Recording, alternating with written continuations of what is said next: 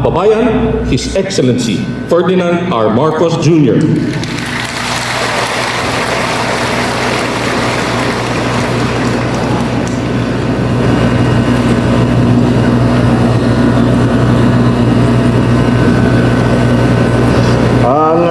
Babatiin ko po ang ating mga bisita rito. Pero magsiupo po tayo.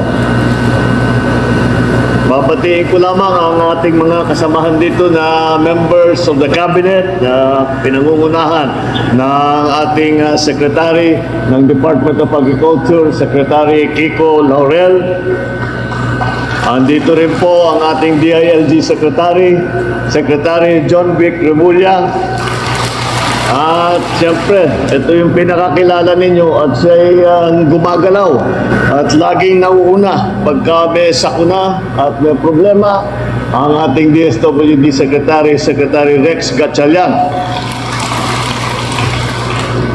At nandyan din po ang ating secretary ng ang aming SAP secretary ng Special Assistant to the President, Secretary Anton Lagdameo, and our press secretary, of course, Secretary Cesar Chavez.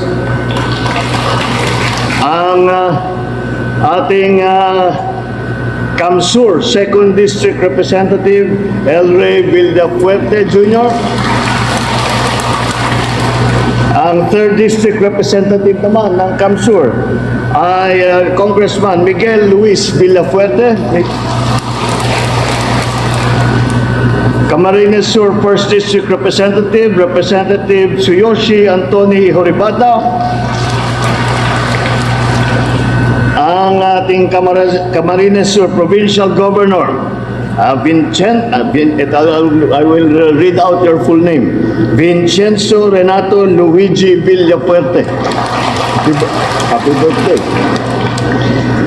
Lahat ng ating mga local chief executives na nandito, ang pinakamahalaga, kayo po, mga beneficiary na mabibigyan ngayon ng tulong galing sa tanggapan ng Pangulo mismo. Office of the President po ang ang dala.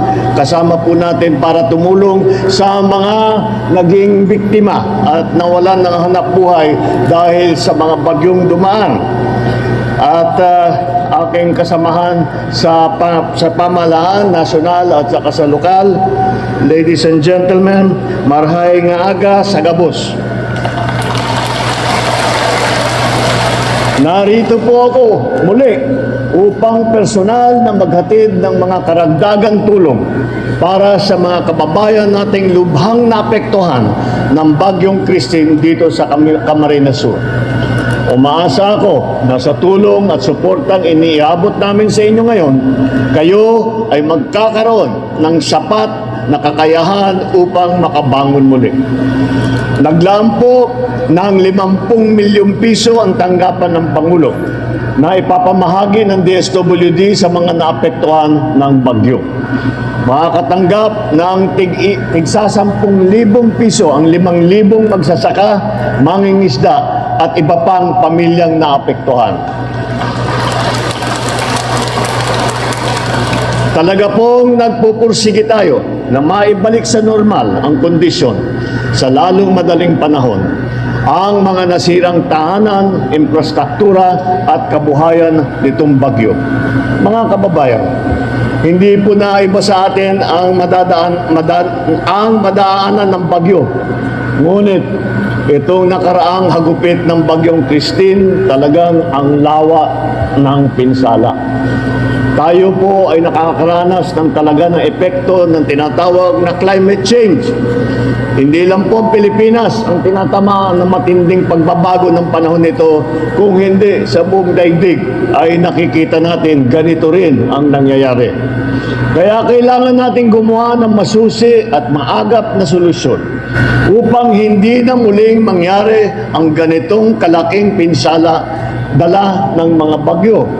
Nagbigay ako ng direktiba sa bawat ahensya ng gobyerno na gumawa ng mga estratehiyang akma sa ating pagmamalawakang matinding pagbaha at maiwasan na ang ganyang klaseng baha sa kabila ng inaasahang pagbabago ng panahon.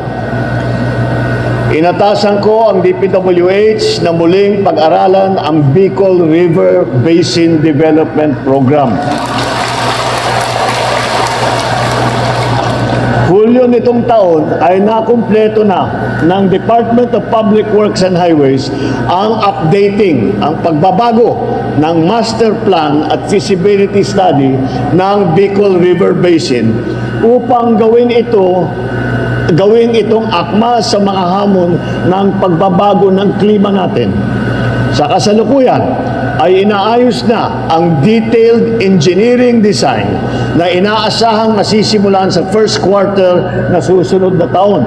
Next year, pagsimula ng pagpasok ng New Year na 2025 ay masisimulaan na natin itong ating mga ginawang plano para hindi na ganito kalala ang pagbabaha sa Bicol River Basin.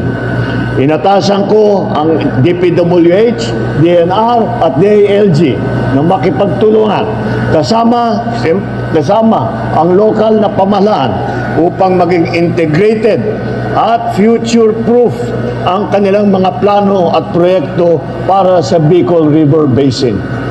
Ngunit ang mga proyektong ito ay mababaliwala kung hindi naman ito magtatagal, lalo na ngayon na ang kalaban natin ay ang matinding pagbabago ng panahon. Bakit ko sinasabi yun? Dahil sa buong kasaysayan ng Pilipinas, hindi pa tayo nabuhusan ng ganitong karami, ganitong kabigat na ulan. Dahil wala naman tayong climate change noon.